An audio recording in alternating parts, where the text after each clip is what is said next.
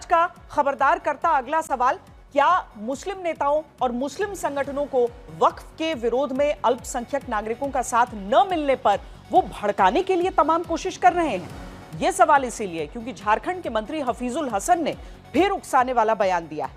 कहा है कि मुस्लिम नागरिक अभी धैर्य दिखा रहा है, सड़क पर उतरे तो मार काट होगी। एक मंत्री जिसने संविधान की शपथ ली हो, उसका यह बयान देना अपराध है। जिन्हें धर्म के नाम पर होती राजनीति के पर्देदारी में छूट नहीं मिलनी चाहिए। सब्र कब्र की बात करते ये हफीजुल हसन है। झारखंड में अल्पसंख्यक मामलों के मंत्री हैं। इनके हिसाब से संविधान से पहले शरीयत रही है।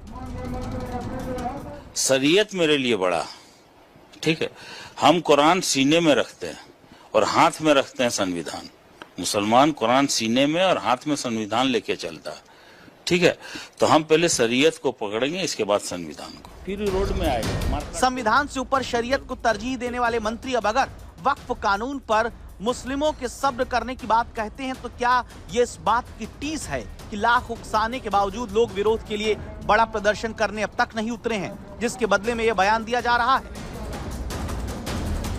देखो, महामहिम से आज हम सब आग्रह करने आए कि महामहिम ऐसे मंत्री जिन्होंने बाबा साहब अम्बेडकर का अपमान किया, भारतीय संविधान का अपमान किया, जब वो कहते हैं शरीयत का कानून, भैया संविधान से हम चलते हैं। आप संविधान को दूसरे पायदान पर रखोगे, हम शरीयत पे संविधान की कसम लेके हम सांसद विधायक मंत्री बनते हैं। एक मंत्री द्वारा यह कहना कि शरीयत के कानून को हम मानेंगे, इससे बड़ा लोकतंत्र पे कोई ब्लैक आउट हो ही नहीं सकता है। ऐसे मंत्री को तुरंत बर्खास्त करना चाहिए। ऐसा आग्रह हम सब माननीय राज्यपाल महोदय से करने आए हैं। दरअसल 3 अप्रैल को लोकसभा से वक्फ बिल पास होता है, 4 अप्रैल को राज्यसभा में मुहर लग जाती है, 8 अप्रैल से देश भर में वक्फ कानून लागू हो जाता है। लेकिन देश भर में मुर्शिदाबाद छोड़कर कहीं कोई बड़ा विरोध प्रदर्शन नहीं होता। रमजान के महीने में मुस्लिम पर्सनल लॉ बोर्ड की तरफ से कहने के बावजूद मुस्लिम जुमे की नमाज पर ही बहुत सड़कों पर नहीं आए। क्या यही वजह है कि झारखंड के अल्पसंख्यक मामलों के मंत्री को धर्म के नाम पर खाद पानी जब राजनीति में नहीं मिलता दिखा तो वो फिर भड़काने के काम पर लगे?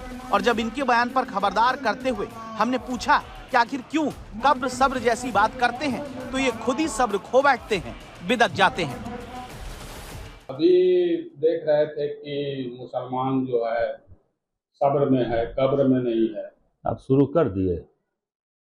आप सफाई दे दीजिए। आप गलत लाइन पे चलिए। शुरू में आप गलत किए। असल में इस खींच की वजह धर्म के नाम पर होती आ रही राजनीति है। दरअसल वक्फ बिल पेश होने से पहले ही मुस्लिम संगठन, धर्मगुरु, नेता कहते रहे कि सीएए जैसा आंदोलन सड़क पर होगा। कई पार्टी के नेता कहते रहे कि वक्फ बिल आया तो सड़क पर उतरकर विरोध होगा। लेकिन कानून बन जाने के बाद भी ये नेता खुद तो सड़क पर उतरे नहीं, बल्कि यही चाहते रहे कि मुस्लिम नागरिक ही आगे आए, तब पीछे से उनके प्रदर्शन को और आगे बढ़ाया जा सके। लेकिन वो विरोध प्रदर्शन सीमित ही रहा। इसी से मुस्लिम वोट की आंच धीमी होने का डर उन नेताओं को सता रहा है जिनकी रोटी इसी आंच की राजनीति से पकती आई है।